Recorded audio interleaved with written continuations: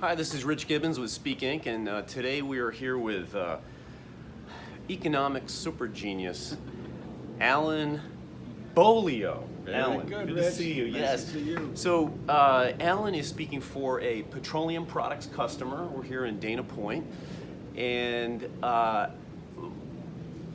have never experienced a name, well, certainly on the lecture circuit, that has more pronunciations than yours. Yeah, I bet you've heard them all. I have. But French Canadian, and how do you say it? Well, in French Canadian, when I grew up, it was Beaulieu. Yeah. And then we anglicized it to Beaulieu, and along the way it became Blue and then Beaulieu. So Yeah, Beaulieu is what I hear that one all the time. So, for all of you out on the inner tubes, Beaulieu. We're going to go with Beaulieu. All right. So I had the pleasure of sitting in the audience incognito, and I just loved the session. It was so. I was sitting with somebody at lunch, and we were all agreeing that you strike the perfect. If you did nothing but data-heavy economic analysis, everybody would just be, it would be a death march. Me too. But if you were doing some of the humorous stuff, it would be too light. So you have this great balance, and I would imagine it took you a little while to find that perfect balance.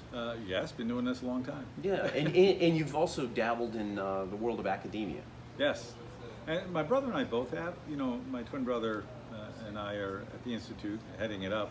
There are 50 of us. Brian and I both were in academia. We've been doing this together for, December makes 30 years for me. Yeah. Doing this, and Brian a little longer. So yeah. And he does the exact same thing that I do. So there's two of us. Right. It's nice that way. It's been good for the business. Right. So there were three things. I was thinking, what is it about Alan's session here that I find so compelling and coming from the bureau community, sort of alluring about your your presence and product in front of the group. And I've seen Brian speak to a manufacturing customer, seen you speak to this petroleum products customer, and I think what's really compelling is that all of your session is foundational with research and data, and you have a lot of people backing you up. Yes, we do, and they are the key. And you're right. We every presentation is different because of who we're speaking to. Right. And if it's petroleum like today, it's different than people who are making widgets tomorrow. Sure. It has to be what is right for them, because that's what matters. They're the most important people in this transaction, and so we gear it to them. Did you hear that? So unfortunately, that what you just said there is, I'm not going to say it's uncommon, but there are a lot of people on the lecture circuit who don't quite get that concept.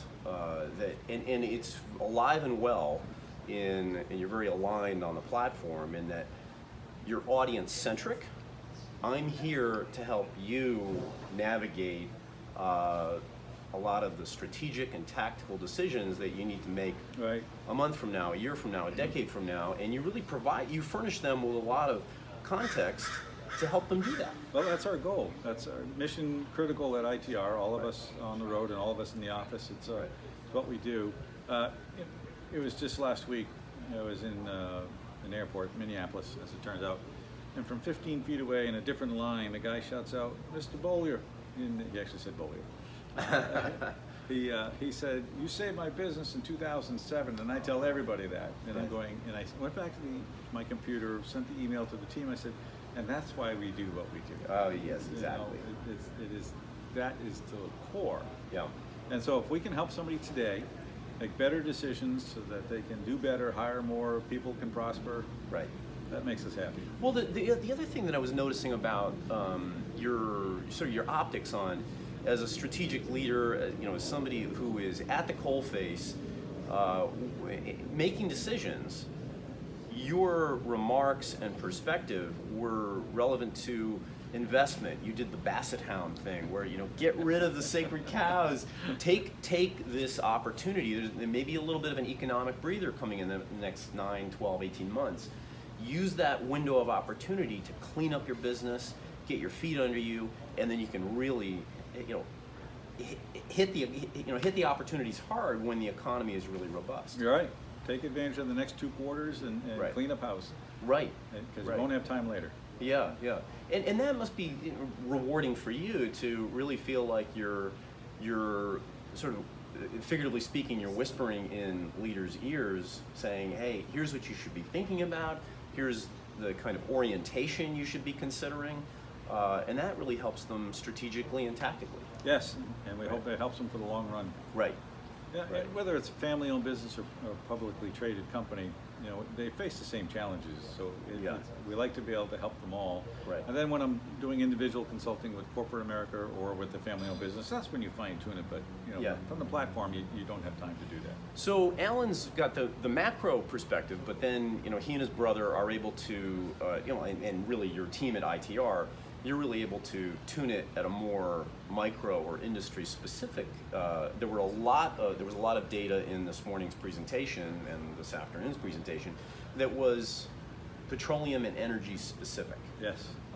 And that is clearly tuned. So I feel like it's research based, it's data.